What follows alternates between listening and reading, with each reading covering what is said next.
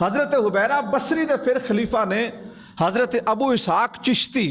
چشتیہ سلسلے دے وچ اے پہلے بزرگ نے جنہاں نے اپنے نام دے نال چشتی لکھیا ہے۔ چشت خراسان دے علاقے دے وچ ایک جگہ ہے جتھے اولیاء اللہ نے جتنے اے فیض یافتہ سن، کچھ فضیل بن ایاز دے، کچھ ابراہیم بن ادم دے، کچھ حضرت خواجہ عبد الواحد دے، اور کچھ مطلب حضرت حبیرہ بصری دے، اور کچھ حذیقہ مرشی دے، اے جتنے خلفاء اور مرید سن اے مقام چشت تے اکٹھے ہوندے سن اور اوتھے اللہ دا ذکر کردے سن، لوگاں دی اصلاح کردے سن۔ ایک مرکز قائم کیتا، وہ چشت دی سرزمین تے مرکز قائم ہویا۔ حضرت ابو اسحاق نے اس سلسلہ مرکز دی وجہ تو، اس نسبت دی وجہ تو اپنے نام دے نال جڑا نا وہ چشتی لکھیا، حضرت ابو اسحاق چشتی۔ سرکار نے فرمایا کہ ہر امت دے وچ محدث موجود ہے، لیکن میری امت دا محدث عمر بن خطاب ہے۔ حضرت عمر بن خطاب رضی اللہ تعالیٰ عنہ، یہ بڑا ایک طویل سلسلہ ہے۔ حضرت مسعود الدین گنج شکر رحمۃ اللہ علیہ، جنہاں نو اسی بابا فرید بھی آکھنے ہیں اور گنج شکر بھی آکھدے ہیں، اس نسل دے وچوں پیدا ہوئے۔ اور جڑا روحانی سلسلہ ہے، حضرت مولا کائنات باب مدینۃ العلم حضرت علی المرتضیٰ شیر خدا رضی اللہ تعالیٰ عنہ نے باضابطہ طور تے جڑا اپنا خرقہ سی صوفیانہ لباس حضرت خواجہ حسن بصری نو انہوں نے عطا فرمایا۔ اور حضرت خواجہ حسن بصری حضرت علی المرتضیٰ تو بعد سلسلہ چشتیہ دے پہلے بزرگ نے۔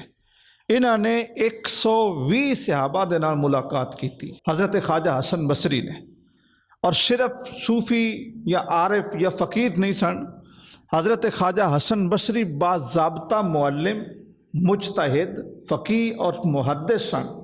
انہاں دے درس حدیث دے وچ سینکڑیاں نہیں ہزاراں لوگ شریک ہو کے انہاں کولوں حدیث رسول اور قرآن مجید فرقان حمید دی تعلیم حاصل کردے سن۔ حضرت خواجہ حسن بصری دی جیڑی ولادت ہے حضرت عمر بن خطاب دے دور دے وچ ہی ہوئی ہے، اور حضرت عمر بن خطاب نے ہی آپ دا نام حسن رکھیا۔ آپ نے فرمایا کہ یہ بچہ بہت خوبصورت ہے اور اللہ تعالیٰ اس نو اسلام دا حسن بناوے گا، اس دا نام حسن رکھو۔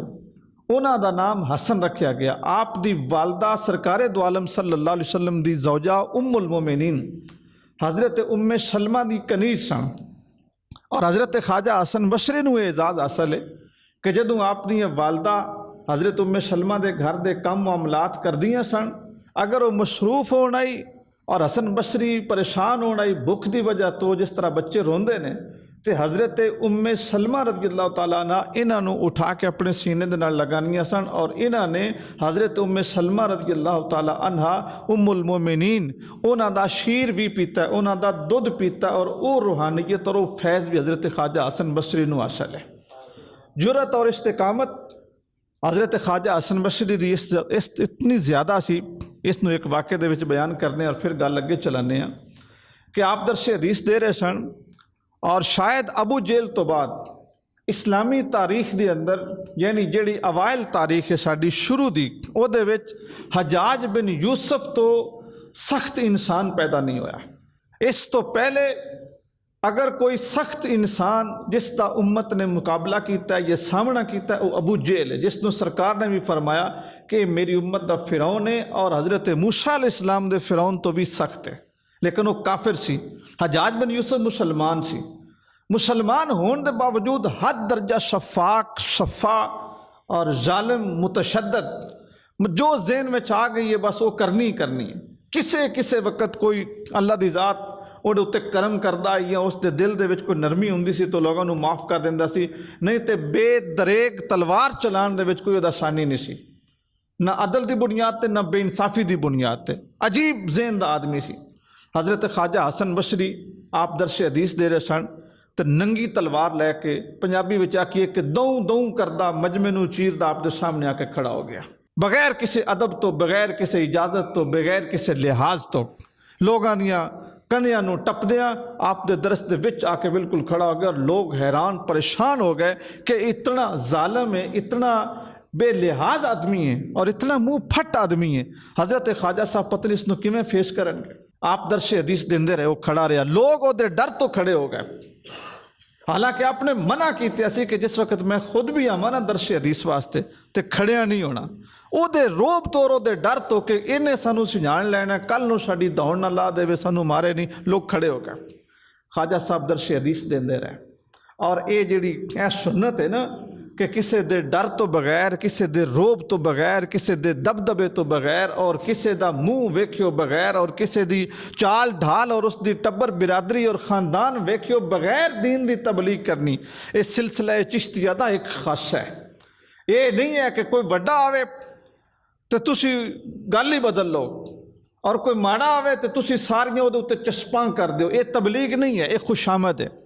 خواجہ صاحب ساری گفتگو کرتے رہے، وہ کھڑا ہو کے سندا رہا، تلوار وہ ہاتھ دے وچ اور بغیر کسی پردے تو، یعنی انہیں نیام دے وچوں کڈی سندا رہا۔ اور آپ نے جدوں درس حدیث مکمل کیتا، دعا فرمائی، تو پھر ادھر لو ویکھیا، آپ نے ادھر لو ویکھیا تو انہیں آپ لو ویکھ کے گل فرمائی، اس آکھیا عرب دی سرزمین اتے کسے بندے کوئی جنا ویکھنا ہوئے تے حسن بصری نو ویکھ لوے،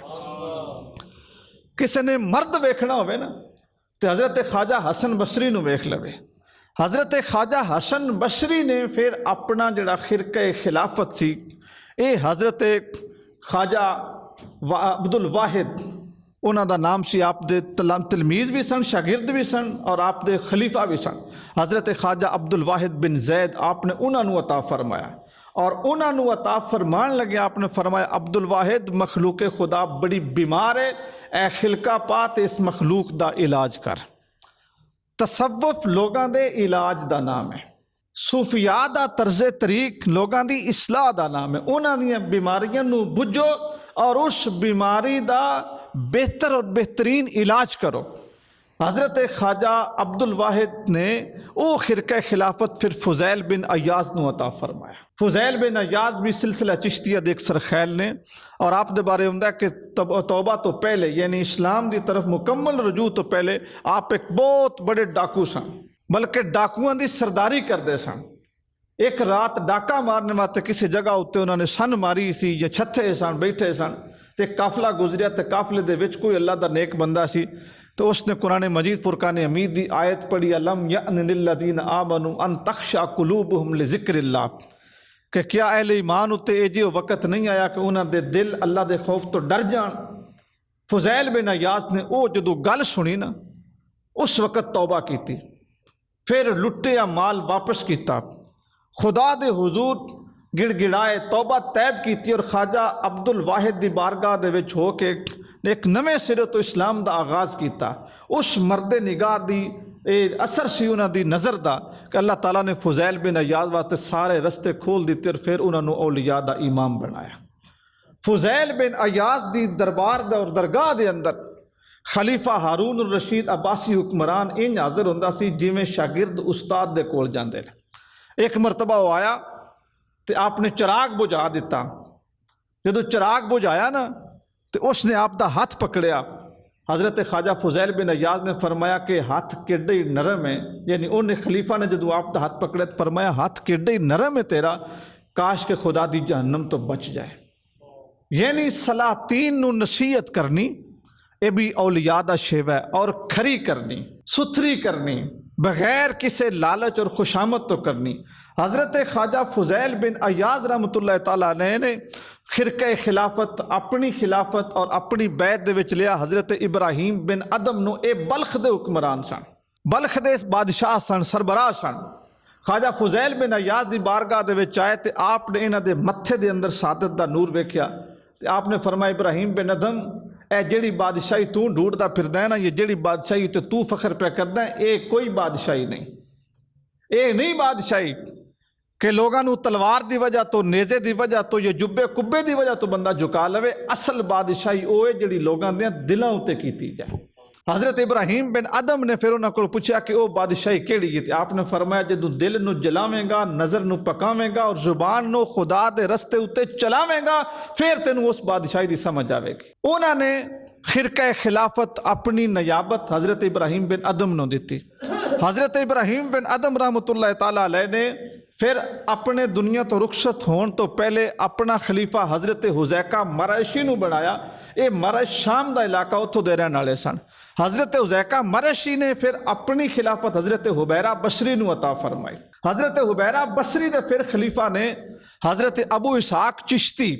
چشتیہ سلسلے دے وچ اے پہلے بزرگ نے جنہاں نے اپنے نام دے نال چشتی لکھیا ہے۔ چشت خراسان دے علاقے دے وچ ایک جگہ ہے جتھے اولیاء اللہ نے جتنے اے فیض یافتہ سن، کچھ فضیل بن ایاز دے، کچھ ابراہیم بن ادم دے، کچھ حضرت خواجہ عبد الواحد دے، اور کچھ مطلب حضرت حبیرہ بصری دے، اور کچھ حذیقہ مرشی دے، اے جتنے خلفاء اور مرید سن اے مقام چشت تے اکٹھے ہوندے سن اور اوتھے اللہ دا ذکر کردے سن، لوگاں دی اصلاح کردے سن، ایک مرکز قائم کیتا۔ وہ چشت دی سرزمین تے مرکز قائم ہویا۔ حضرت ابو اسحاق نے اس سلسلہ مرکز دی وجہ تو، اس نسبت دی وجہ تو اپنے نام دے نال جڑا نا وہ چشتی لکھیا، حضرت ابو اسحاق چشتی۔ آپ نے خرقہ خلافت حضرت شیخ ابو محمد نو عطا فرمائے، آپ دے خلفاء دے وچوں نے، اور انہوں نے فرما کے آکھیا کہ یہ شیشے دا لباس ہی۔ میں اکثر گل کئی باری کردا نا تو میں فقر دے یہ چیزاں دونوں سمجھانا کہ فقیری بناوٹ دا نام نہیں، فقیری دکھاوے دا نام نہیں، اور فقیری کوئی رنگ وٹانے دا یا عجیب طریقے اختیار کرن دا نام نہیں، یہ محنت دا نام ہے۔ آپ نے جدو خرقہ عطا فرمایا نا حضرت ابو محمد نو، تو آپ نے فرمایا بیٹے اے شیشے دا لباس ہی تے تینوں میں بھیجن لگا اس دنیا دے وچ جتھے ہر بندے دے ہاتھ وچ پتھر ہے، ہر بندے دے ہاتھ وچ پتھر ہے۔ اس شیشے دے لباس نو کنکراں اور پتھراں تو بچائیں، اے تیرے کو امانت ہے۔ اس دے وچ لوگاں نو آئینہ بکھائیں، لوگاں دی اصلاح کریں، لوگاں نو دسی کہ کدے بھلے پھر دے ہو، اللہ تعالیٰ نے تھانوں دستے قدرت دے نال تخلیق کیتا ہے تے اپنے خدا نو ہی بھول گئے ہو، لوگاں دی اصلاح کریں۔ حضرت شیخ ابو محمد نے پھر حضرت شیخ ابو احمد نو، انہوں نے حضرت شیخ محمد یوسف نو، حضرت شیخ محمد یوسف نے پھر اپنی جانشینی جناب شیخ حاجی یوسف سرندی نو عطا فرمائی، انہوں نے عثمان ہارونی نو، اور حضرت عثمان ہارونی نے حضرت خواجہ معین الدین چشتی اجمیری رحمۃ اللہ تعالیٰ علیہ نو اپنی خلافت عطا فرمائی، اور خواجہ معین الدین چشتی اجمیری دے دستے حق پرست تے برصغیر دے وچ 90 لاکھ ہندوؤں نے کلمہ پڑھیا۔ خواجہ معین الدین چشتی اجمیری دے پھر شاگرد خاص اور مرید خاص حضرت خواجہ قطب الدین بختیار کاکی، حضرت خواجہ قطب الدین بختیار کاکی دے خلیفہ مجاز اور خلیفہ سند اور خلیفہ بیت حضرت مسعود الدین گنج شکر رحمۃ اللہ تعالیٰ علیہ۔ انہاں لوگاں نو اگر تسی سرچ کر کے پڑھو نا کتاب دی شکل وچ، یا میں اکثر گل کر دوں نا گوگل تو پڑھ لو یا اور کتنے سورس نے انفارمیشن دے، عزیزان گرامی دھانو حقیقت دے وچ سمجھ لگے کہ تصوف چیز کی ہے، اے محنت کتنی